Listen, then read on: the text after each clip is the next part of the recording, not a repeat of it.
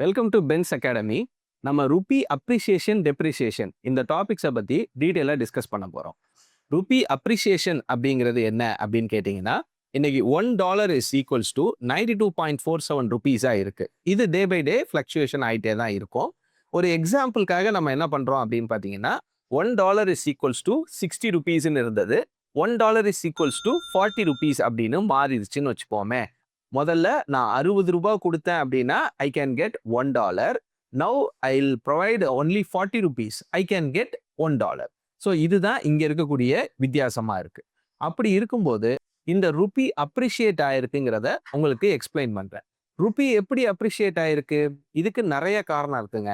ஒன்று எஃப்டிஐயா இருக்கலாம், இல்லை டூரிசமா இருக்கலாம், டிமாண்ட் ஃபார் தி இந்தியன் கரன்சியா இருக்கலாம். இது மூலியமா ருபி அப்ரிஷியேட் ஆயிருக்கு. அப்போ ருபி அப்ரிஷியேட் ஆச்சு அப்படின்னா இம்போர்ட் அதிகரிக்குமா, எக்ஸ்போர்ட் அதிகரிக்குமா?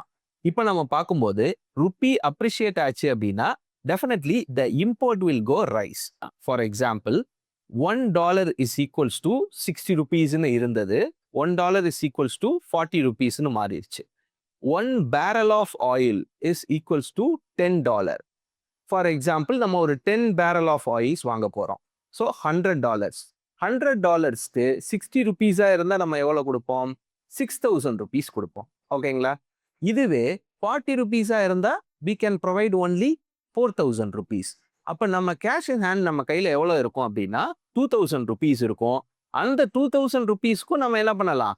எக்ஸஸா ப்ராடக்ட்ஸை வாங்கலாம். முன்னாடியா இருந்தால் வாங்க முடியாது. ஸோ அதனால தான் என்ன சொல்றாங்க அப்படின்னு பார்த்தீங்கன்னா, ருபி அப்ரிஷியேட் ஆச்சு அப்படின்னா இம்போர்ட் அதிகரிக்கும். நெக்ஸ்ட் நம்ம என்ன பார்க்கலாம் அப்படின்னு பார்த்தீங்கன்னா, ருபி டெப்ரிசியேஷன்.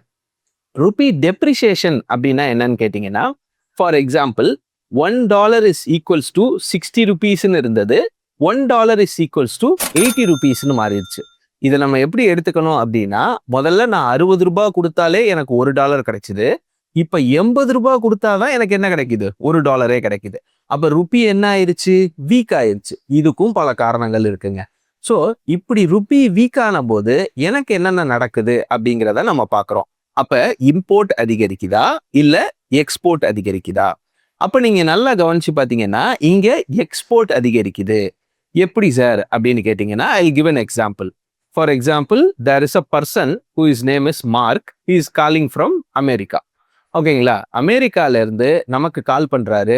இங்க கால் பண்ணி என்ன கேட்கிறாரு அப்படின்னு பார்த்தீங்கன்னா, சார் ஐ நீட் பல்ப்ஸ், எனக்கு பல்ப்ஸ் வேணும், எல்இடி பல்ப்ஸ் வேணும். What is the price which you quotation for that அப்படின்னு கேட்குறாங்க. ஸோ அப்போ அவருடைய கொட்டேஷன் எவ்வளோ சொல்கிறோம் நம்ம அப்படின்னு பார்த்தீங்கன்னா, சார் ஒரு பல்ப் எங்களுடைய விலை வந்துட்டு 20 ருபீஸ். அப்போ மார்க் என்ன சொல்கிறாரு அப்படின்னா, sir I don't need in rupees, I need in the value of dollars. அப்போ நம்ம என்ன செக் பண்ணி பார்க்குறோம் அப்படின்னா, $1 இஸ் ஈக்குவல்ஸ் டு 60 ருபீஸ் அப்படின்னு நம்ம பார்க்குறோம். அப்போ நம்ம என்ன சொல்கிறோம்? Sir we can provide 3 bulbs.